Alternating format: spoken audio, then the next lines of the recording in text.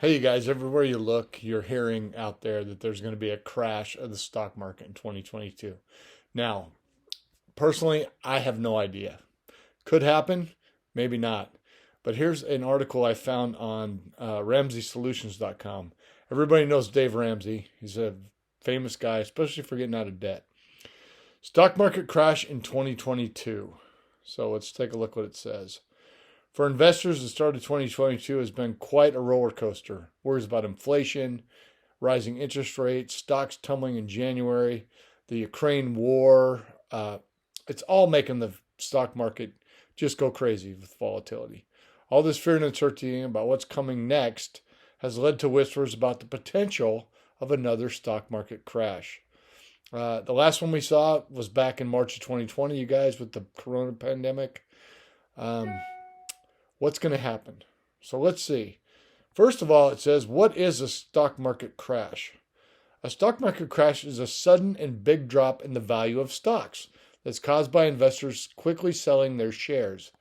That drives down the value of the stocks for the other shareholders who also start selling their shares to try to cut their losses because nobody wants to lose money. The end result is that people could lose a lot of money that they had invested. So, to visualize how well the stock market is doing or isn't doing, we look at indexes like the Dow Jones, the S&P 500, and the Nasdaq.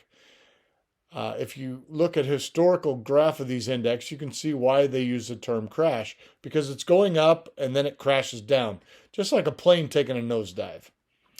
So let's talk about some previous stock market crashes in history.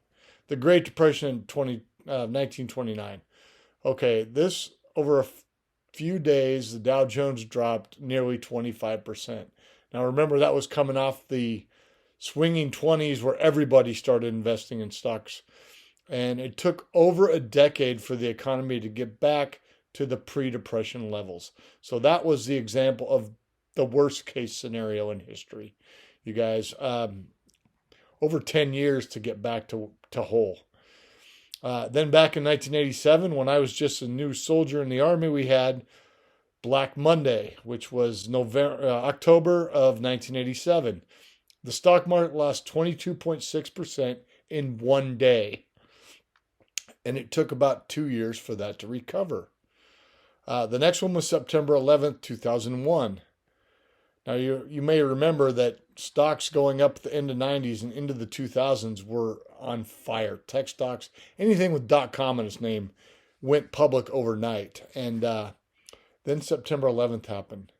Obviously, we know terrorists attacked the country, and the stock market had a major hit, but it corrected itself pretty quickly just a month later. Fast forward to 2008. Now, this is the one that I remember the best because I was pretty into investing by this point. And when the Great Recession hit in 2008, you guys, the stock market lost 50% of its value over about a year. Um, and it took a few years to get back to whole, and then it started growing slowly. And basically, ever since then, since about the end of 2009, we've been in a bull market, more or less. Now, we've had some flat years, we've had a couple small years, but for the most part, it's gone up until 2020 when we had the coronavirus crash. And that was triggered, obviously, because of a global pandemic. And we don't need to go into that, but you guys remember. Now, the good thing about that is that recovered in a few months. And 2020 finished positive. 2021 was fantastic. So, chances are, if you've already lived through at least two major crashes in the recessions, it's not anything new to you. Now, if you're a brand new investor and you see your stocks go down by 30 or 40%, you guys, it's terrifying and it's really hard to hold on. But let's keep going. What causes a stock market crash? A stock market crash is caused by two things: a dramatic price drop in stock prices and panic from people. Here's how it works. Stocks, as you know, are small individual shares of a company. So when you buy stocks, you own a little bit of ownership in that company. And so usually as stock prices go up, your value of the piece of the company that you own goes up as well. So the value and price of the stock based on how well the investor believes the company will do. If they think the company they're investing is headed for hard times, they have a tendency to sell it because they don't want to lose money. In reality, panic has just as big a role in the stock market as the actual economic issues that cause it. Let me say that again.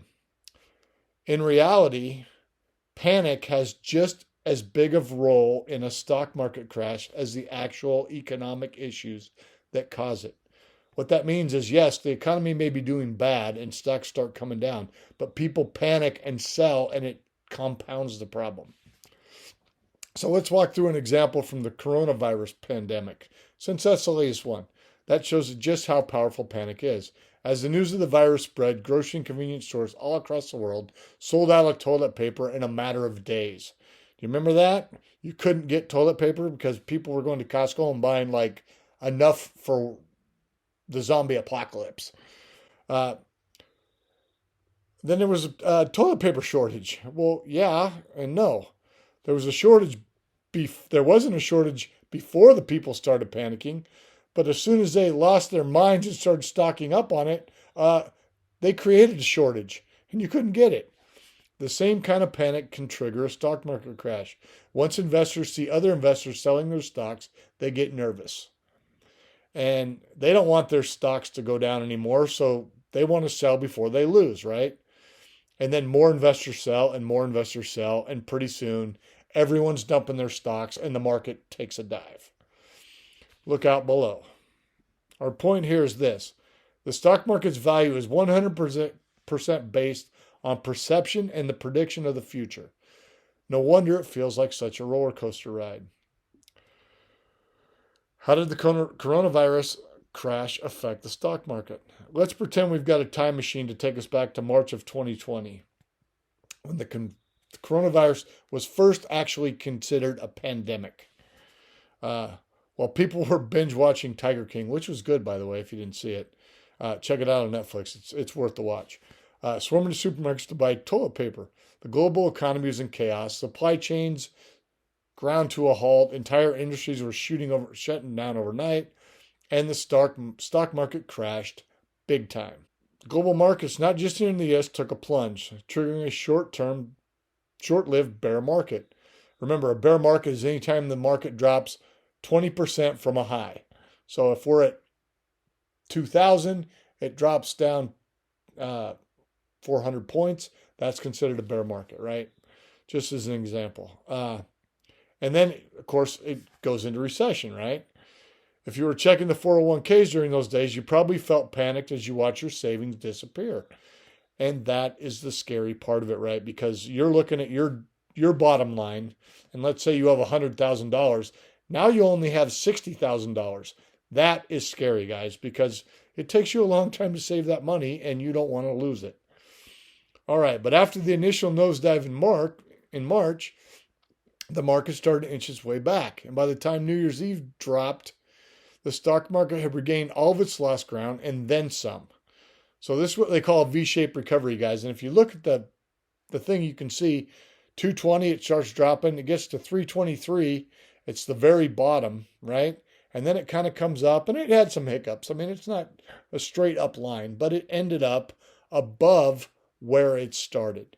Now, that is actually a pretty darn good recovery. Most of them take longer than that.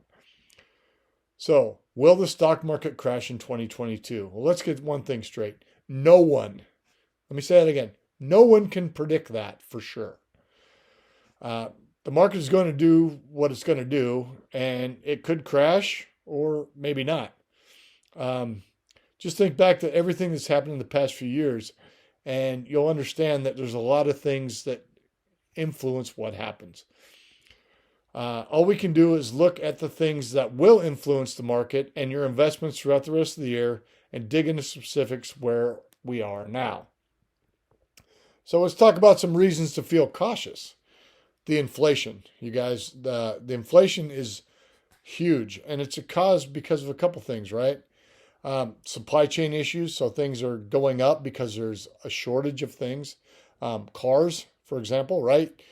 Used cars, holy crap, they've gone up a lot because there's no new cars. Lots are selling out. Rising interest rates, right? Year and a half ago, you could get a house and refi for under 3%. Now it's up almost to 4% for a 30-year fixed. That has a way of making people nervous, and it continues to rise, right? The Fed just announced he's going to raise the rates again. He was saying 50 basis points, but it could be even more than that before the end of the year. The Ukraine war. You guys have to realize that that is a global impact thing. Even if we think, well, Ukraine, who cares, right? That's a major geopolitical area. And they have resources, which is why Russia wants them, right?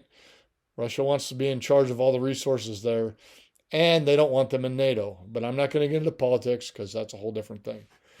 So let's think about some reasons we should feel optimistic about 2022. Well, first of all, COVID-19, right? COVID-19, we're in 22. That's 3 years since they named it, right? The 19 is for the year, in case you weren't sure. Yes, you guys, I think we're going to have some sort of variant probably every year. I work in healthcare and I respond on this.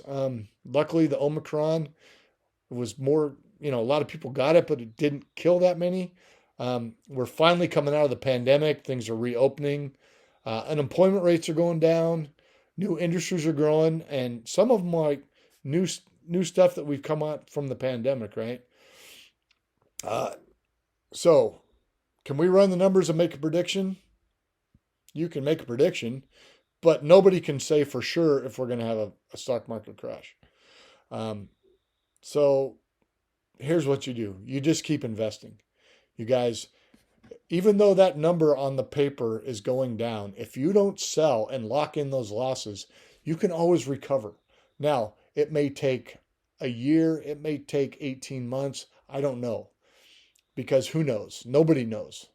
Look at the last one. It recovered faster than that. So it could happen again. So what should you do during a stock market crash? Number one, refuse to panic. In other words, don't sell. You have an investing plan, stick to the plan. You put money in every month, keep putting money in every month. If you do it, however you do it, invest regularly. You know why? Because as those stocks go down, you're actually buying a piece of that company for cheaper.